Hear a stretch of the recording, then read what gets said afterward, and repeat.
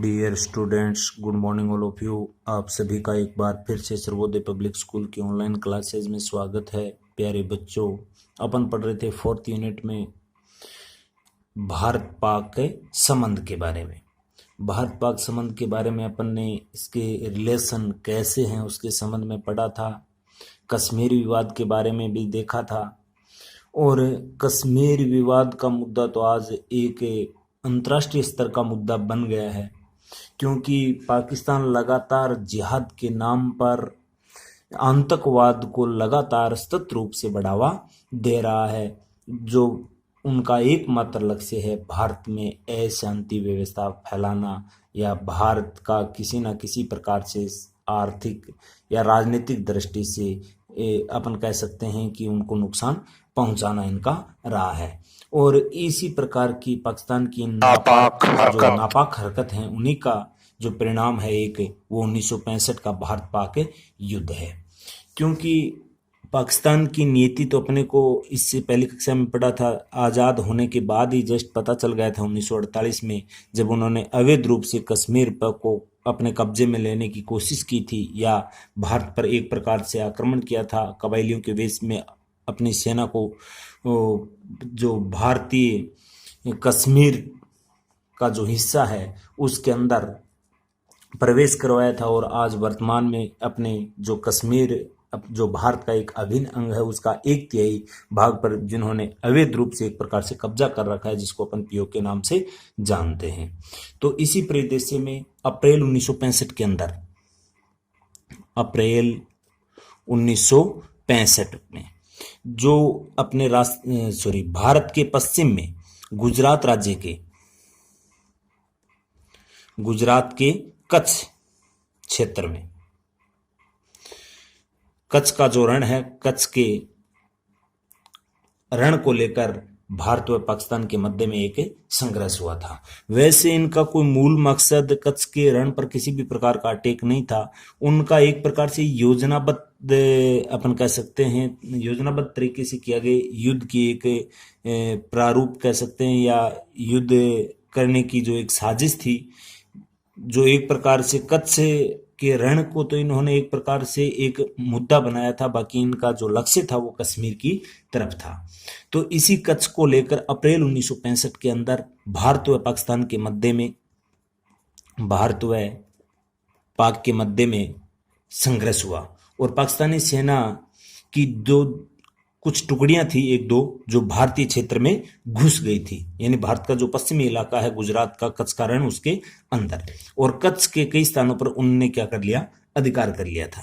और कच्छ के रण में उत्पात के साथ साथ पाकिस्तान ने कश्मीर में भी घुसपैठ प्रारंभ कर दी थी। क्योंकि अपन मैप में देखते हैं इस प्रकार से, भारत के मैप में अगर इस प्रकार से अगर अपन देखते हैं तो ये तो हो गया कश्मीर का इलाका J&K, और यहाँ पर गुजरात का जो कच्छ क्षेत्र है उस कच्छ क्षेत्र पर इन्होंने अटैक किया था, ताकि भारतीय सेना का पूरा ध्यान है वो इस साइड में जाए और ये इधर से कश्मीर पर कब्जा कर ले। क्योंकि ये सामरिक दृष्टि से बहुत महत्वपूर्ण क्षेत्र है जम्मू कश्मीर, क्योंकि इनकी ऊंचाई भी काफ़ी है, और इधर चीन के साथ, और अपन कह सकते हैं भारत का एक प्रकार से शीश है ये J&K जम्मू कश्मीर। तो इस कच्छ के रण के साथ ही जिस प्रकार से इन्होंने अधिकार किया, उसी के साथ इन्होंने उसी समय इधर जम्मू कश्मीर के अंदर एक प्रकार से योजनाबद्ध तरीके से आगे घुसने की या घुसपैठ करने की जो रूपरेखा थी उसमें उस पर उन्होंने कार्य करना प्रारंभ कर दिया। और ये घुसपैठ अपन कह सकते हैं कि एक योजनाबद्ध तरीके से थी, क्योंकि उनका लक्ष्य कोई कच्छ के रण का नहीं था, उनका लक्ष्य केवल और केवल जम्मू कश्मीर था। यह तो एक सिर्फ अपन कह सकते हैं कि बहाना था इधर।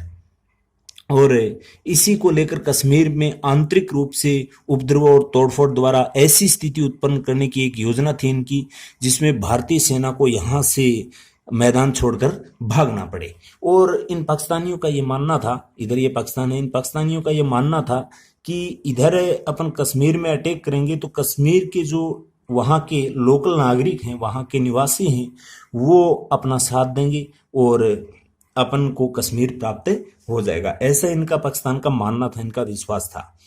लेकिन कश्मीर के जो युवा थे उन्होंने इस प्रकार किसे अपन कह सकते हैं कुछ अपवादों को छोड़कर भारतीय सेना का ही साथ दिया था। और 4-5 अगस्त 1965 को हजारों पाकिस्तानी जो छापा मार जो सैनिक थे वो कश्मीर में घुस गए थे। और पाकिस्तानी घुसपैठ को अपन कह सकते हैं कि एक प्रकार से सदैव के लिए रोकने के निर्णय से भारतीय सेना भी इस प्रकार से कदम उठा रही थी, क्योंकि भारतीय सेना अच्छे से जानती थी कि इनका टारगेट ये नहीं जम्मू कश्मीर है। तो भारतीय सेना यहाँ पर भी अलर्ट रही और यहाँ इसके कच्छ के रण में भी इनको खदेड़ने का काम किया। और इसी बीच पाकिस्तान ने की नियमित सेना थी वो अंतर्राष्ट्रीय सीमा पार कर, जो ये रेड क्लिफ रेखा है इधर इस साइड की, उसको पार करके भारतीय भूभाग पर आक्रमण कर दिया। और वो एक अपन कह सकते हैं कि एक प्रकार से पूर्ण रूप से यहाँ युद्ध स्टार्ट हो गया था, भारत पाक युद्ध के नाम से। और इसी संबंध में 4 सितंबर 1965 को सुरक्षा परिषद ने एक प्रस्ताव पास कर भारत और पाकिस्तान से इन दोनों ही राष्ट्रों से अपील की कि इस प्रकार से आप जो युद्ध प्रारंभ हो रहा है इसको रोका जाए। 4 सितंबर 1965 को सुरक्षा परिषद ने प्रस्ताव दिया। सुरक्षा परिषद जो यूएनओ का एक महत्वपूर्ण अंग है, इससे पहले अपन ने पढ़ा था। तो इस सुरक्षा परिषद का कार्य यह है, यूएनओ का यह कार्य है कि विश्व में शांति व्यवस्था बनाए रखना। इसी के तहत सुरक्षा परिषद ने यह प्रस्ताव पारित किया कि दोनों देशों को ये युद्ध एक प्रकार से विराम की अपील की थी। और इसी के साथ ये युद्ध कुछ समय तक चलता रहा और अंततः 22 सितंबर 1965 को यह युद्ध बंद हो गया था, यह अपन कह सकते हैं कि समाप्त हो गया था। लेकिन जब तक ये समाप्त हुआ था तब तक भारत ने लगभग पाकिस्तान की 750 वर्ग मील भूमि पर कब्जा कर लिया था, यानी कि पाकिस्तानी सेना को खदेड़ दिया था। और पाकिस्तानी जो भूमि है इधर पाकिस्तान का जो इलाका था वहां तक भारतीय सेना पहुंच गई थी और उस पर कब्जा कर लिया था। इस प्रकार से इस 1965 की युद्ध में पाकिस्तान को मुंह पर खानी पड़ी थी या उनको हार का सामना करना पड़ा था। लेकिन उसके बाद एक समझौता हुआ था जो आपको ध्यान में रखना है, इंपॉर्टेंट बात है, ताशकंद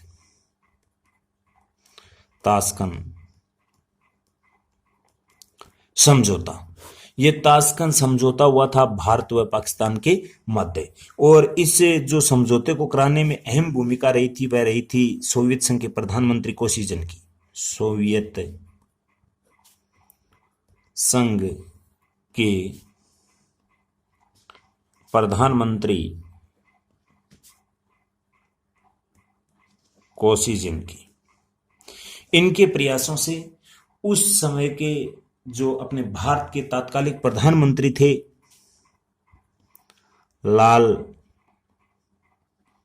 बहादुर शास्त्री, भारत के पीएम, और उधर पाकिस्तान के राष्ट्रपति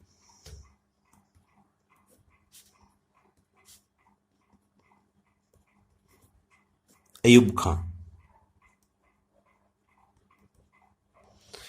इनके मध्य में यह ताशकंद समझौता हुआ था सोवियत संघ की वजह से। क्योंकि भारत पर एक प्रकार से अंतर्राष्ट्रीय दबाव जैसी स्थिति उत्पन्न हो गई थी, तो उसको मजबूरन एक प्रकार से अंतर्राष्ट्रीय, क्योंकि अपन अंतर्राष्ट्रीय संगठनों की ओर की अपन एक प्रकार से कह सकते हैं कि उनको बातों को मानते हैं, उनकी बातों का आदर करते हैं, तो उसके हिसाब से सोवियत संघ की मध्यस्थता से जो ये एक समझौता हुआ था लाल बहादुर शास्त्री और पाकिस्तान के राष्ट्रपति अयूब खान के मध्य, और इसको जो कराने में अहम जो भूमिका रही थी वो रही थी सोवियत संघ के प्रधानमंत्री कोसिजिन की। और ये ताशकंद उस समय ये सोवियत संघ का हिस्सा था, लेकिन 1991 में सोवियत संघ के टुकड़े होने के बाद जो ये ताशकंद है ये वर्तमान में जो उज्बेकिस्तान है उसके अंदर पड़ता है।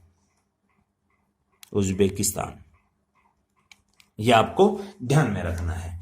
तो इसी को लेकर इसी युद्ध के जो हार का सामना करना पड़ा, जो ये भूमि थी लगभग 750 वर्ग मील जो भारत ने अपने अधीन कर ली थी पाकिस्तान की, तो इन्हीं सब बातों को लेकर ये समझौता हुआ था। यानी कि ये प्रस्ताव तो एक प्रकार से 4 जनवरी 4 जनवरी 1966 को यह प्रसिद्ध सम्मेलन प्रारंभ हो गया था, यानी यह सम्मेलन है वो प्रारंभ हुआ था। लेकिन जो ये समझौता है, यह समझौता हुआ था 10 जनवरी 1966 को प्रधानमंत्री लाल बहादुर शास्त्री और पाकिस्तान के राष्ट्रपति अयूब खान के मध्य। और इस समझौते के तहत जो भारतीय वीर जवानों के द्वारा जो विजित भूमि थी लगभग 750 वर्ग मील, उस पूरी की पूरी भूमि को वापस इस समझौते के तहत बगैर कोई शर्त किसको लौटा दिया? पाकिस्तान को लौटा दिया। इससे अपन कह सकते हैं कि एक प्रकार से भारतीय जनमानस को एक आघात पहुंचा था। और साथ में ऐसी बात नहीं है, ये लाल बहादुर शास्त्री को भी एक प्रकार से ठेस पहुंची थी इस प्रकार की, लेकिन अंतर्राष्ट्रीय दबाव की वजह से इस समझौते पर उनको हस्ताक्षर भी करने पड़े थे। और अंततः स्थिति ऐसी बनी थी उस समय कि 11 जनवरी 1966 को जो अपने देश के प्रधानमंत्री थे लाल बहादुर शास्त्री, उनका क्या हो गया? निधन हो गया। जो एक प्रकार से क्वेश्चन मार्क लगाता है आज भी, वो एक प्रकार से अपन कह सकते हैं संशयमय स्थिति के दौरान उसका निधन हो गया था। और यह एक प्रसिद्ध समझौता रहा, ताशकंद समझौता, जो 10 जनवरी 1966 को हुआ था। सोवियत संघ के प्रधानमंत्री कोसिजिन की मध्यस्थता से लाल बहादुर शास्त्री जो भारत के प्रधानमंत्री थे, वह पाकिस्तान के जो राष्ट्रपति अयूब खान थे उनके मध्य में। तो ये आपसे पूछा जा सकता है ताशकंद समझौते पर टिप्पणी कीजिए, तो ये आपको सब बातें बतानी है। इसके बाद में एक युद्ध की और की बात करते हैं जो पाकिस्तान के साथ हुआ था, भारत पाक युद्ध 1971। भारत पाक युद्ध 1971। इस भारत पाक युद्ध जो 1971 में हुआ था, ये अपन कह सकते हैं कि 1965 में तो पाकिस्तान को हार का सामना करना ही पड़ा था, लेकिन उसके बाद पाकिस्तान की हालत है 1965 के युद्ध के बाद बहुत ही खराब हो गई थी। और जो तानाशाह शासन एक प्रकार से जनता का शोषण कर रहा था। और अपन अच्छे से जानते हैं कि मैप में अगर इस प्रकार से अपन देखते हैं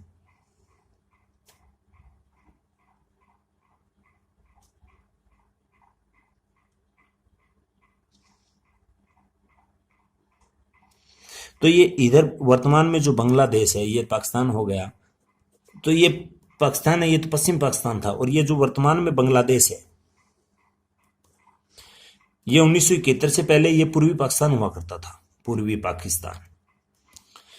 तो 1965 की हालात के बाद में एक प्रकार से यहाँ की जनमानस पर अत्याचार किए जाने लगा, विशेषकर पश्चिमी पाकिस्तान है वो पूर्वी पाकिस्तान पर अत्याचार कर रहा था। और इसे जो वर्तमान बांग्लादेश है, जो पहले 1971 से पहले जो पूर्वी पाकिस्तान था, उसमें एक आंदोलन चल रहा था अपने जो शेख मुजीब थे उसके नेतृत्व में। शेख मुजीब के नेतृत्व में एक आंदोलन चल रहा था स्वायत्तता के लिए, स्वायत्तता के लिए आंदोलन। और इसी को लेकर जब पाकिस्तानी जनरल याह्या खान ने बंगालियों पर अत्याचार करना प्रारंभ कर दिया, तो इन घोर अत्याचारों से परेशान होकर यहाँ के जो लोग थे वो एक प्रकार से भारतीय सीमा में घुसने लग गए थे, और ये शरणार्थी के रूप में। और इनकी जो संख्या है वो लगभग अपन कह सकते हैं कि प्रतिदिन 10,000 से अधिक लोग हिंदुस्तान की सीमा में प्रवेश कर रहे थे शरणार्थी के रूप में, जो ये बंगाली थे जो पूर्वी पाकिस्तान में आते थे। तो इस प्रकार से जो भारत में सीमावर्ती इलाका है, चेन्नई या कोलकाता, इस साइड में यहाँ पर लगभग 1 करोड़ से अधिक जनसंख्या शरणार्थियों की पहुंच गई थी। यानी अत्याचार होने की वजह से जो याह्या खान जब अत्याचार कर रहा था इनके ऊपर, तो ये शरणार्थी के रूप में अपनी जान बचाकर कहाँ आ गए? भारत में आ गए। और तो इसी बात को लेकर एक प्रकार से भारत में भी ये अशांति की व्यवस्था फैल गई थी, जिसमें उस समय की तात्कालिक अपने देश की प्रधानमंत्री थी श्रीमती इंदिरा गांधी। और उन्होंने इनको चेताया भी था अंतर्राष्ट्रीय स्तर पर भी, और इस प्रकार से उनको समझाने की कोशिश की, लेकिन अपन सब जानते हैं ये अपनी हरकतों से ऐसे बाज नहीं आने वाला था। तो इस जो अपने देश की प्रधानमंत्री थी इंदिरा गांधी ने, इन्होंने एक स्ट्रक्चर तैयार किया कि ये समस्या है हमेशा के लिए ही किस प्रकार से समाप्त की जाए। इसको मद्देनजर रखते हुए पूरी सेना को अलर्ट कर दिया। अंतर्राष्ट्रीय स्तर पर भी एक प्रकार से भारत के पक्ष में मत जुटाने के लिए काफी अथक प्रयास किया और उसमें वो सफल भी रही। और एक प्रकार से इनका अपन कह सकते हैं कि उस समय का सबसे प्रभावशाली निर्णय था श्रीमती इंदिरा गांधी का, जो आज भी इतिहास के पन्नों में दर्ज है। तो इस प्रकार से लगातार होता रहा, इनको बार बार अवगत करवाया गया, लेकिन ये फिर भी नहीं मानने वाला था। लेकिन भारतीय विदेश नीति की एक विशेषता रही है कि पहले अपन किसी पे अटैक नहीं करते। अपन अपनी संप्रभुता, समानता, या अपन कह सकते हैं कि उनको बचाए रखने के लिए या उनको बनाए रखने के लिए बाद में अपन कर सकते हैं, लेकिन पहले किसी पे अटैक नहीं करते। उसी की मुहिम में इंदिरा गांधी ने पूरी की पूरी सेना को अलर्ट कर दिया। और अब स्थिति यह आ गई कि इंदिरा गांधी अब इंतजार में थी कि कब इस प्रकार से दोबारा से पाकिस्तान इस प्रकार की गलती करता है और उनको किस प्रकार से सबक सिखाया जाए। और इसी मुहिम में ये जो इंदिरा गांधी देख रही थी कि किस प्रकार से ये गलती करता है, फिर इसको किस प्रकार से एक अपन कैसे योजनाबद्ध तरीके से इन पर अटैक कर इनको जवाब दिया जाए। तो इसी मुहिम के अंदर जो पाकिस्तान को गलती नहीं करनी चाहिए थी, वो गलती कर बैठा पाकिस्तान 3 दिसंबर 1971 को। 3 दिसंबर 1971 के दिन क्या हुआ कि जो पाकिस्तानी वायुसेना थे, उनके जो कुछ युद्धपोत थे या विमान थे, उन्होंने भारतीय सेना से संबंधित जो हवाई अड्डे थे और थे, उन पे काफी भ्रामक गोलाबारी की थी, जिससे इंदिरा गांधी और ज्यादा क्रोधित हो गई और फैसला लिया युद्ध का। और तुरंत अपन सब जानते हैं 4 दिसंबर 1971 को जो अपने देश की तात्कालिक प्रधानमंत्री थी श्रीमती इंदिरा गांधी, उन्होंने उनको जवाबी कार्रवाई करते हुए युद्ध के लिए ललकारा और युद्ध की घोषणा कर दी। और दोनों देशों के बीच में भयंकर युद्ध हुआ। 4 दिसंबर को भारतीय जो युद्धपोत थे वो गोला बारूद भरकर उड़े और पाकिस्तान के बड़े बड़े शहरों को एक प्रकार से अपन कह सकते हैं कि तहस नहस कर दिया था। और उस समय अपन कह सकते हैं कि पाकिस्तान अपना होश भी नहीं संभाल रहा था कि स्थिति अपने साथ क्या हो रही है प्रेजेंट टाइम के अंदर। तो उसी मुहिम में भी अपन कह सकते हैं कि पाकिस्तान की एक करारी हार हुई थी और पाकिस्तान के 2 टुकड़े कर दिए थे। जो पूर्वी पाकिस्तान था उसको बांग्लादेश के रूप में दर्जा दे दिया था। और इसी के अंतर्गत 16 अपन कह सकते हैं कि इस पराजय का सामना करना पड़ा और एक नए देश के रूप में जो उदय हुआ बांग्लादेश का, वो भी अपन सब जानते हैं। और 16 दिसंबर 1971 को ढाका में एक सैनिक समारोह में जनरल नियाजी थे वहां के, उनके लेफ्टिनेंट जनरल जगदीप सिंह जो अरोड़ा थे, उनके सम्मुख एक प्रकार से 93,000 सैनिकों के सामने आत्मसमर्पण किया था पाकिस्तान की पूरी सेना ने। यह आपको ध्यान में रखना है। यानी कि 16 दिसंबर 1971 को ढाका, जो बांग्लादेश में पड़ता है, ढाका के अंदर एक बड़ा सा समारोह आयोजित किया गया। जनरल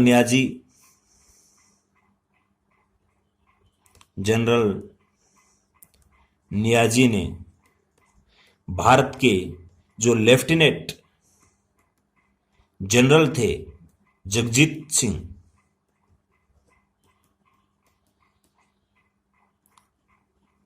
अरोड़ा, उसके समक्ष 93,000 सैनिकों के साथ 93,000 सैनिकों के साथ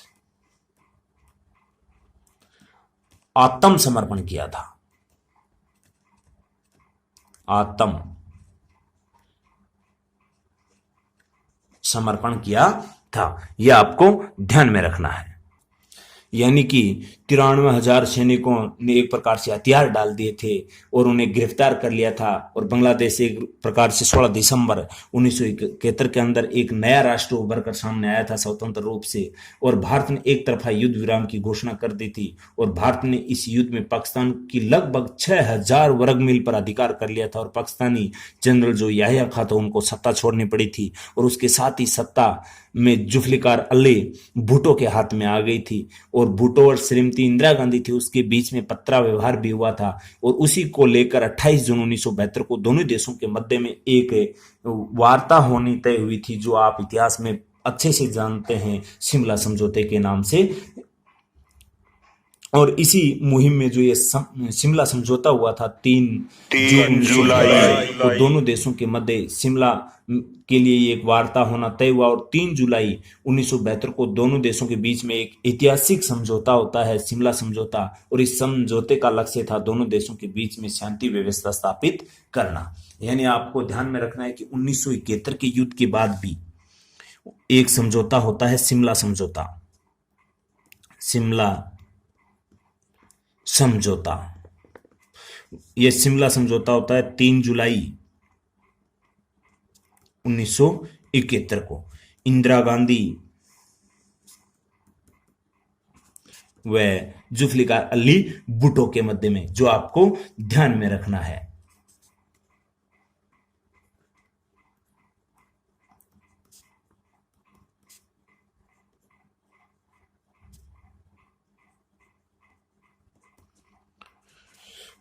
भुट्टो के मध्य में ये अपने को ध्यान में रखना है। और इसके तहत जो लगभग 6000 वर्ग मील और क्षेत्र दिया था वो भी वापस लौटा दिया था। अपनी एक उदारता का परिचय था, क्योंकि अपन दोनों देशों के बीच में इनका जो मूल उद्देश्य था इस शिमला समझौते का, वो था दोनों देशों के मध्य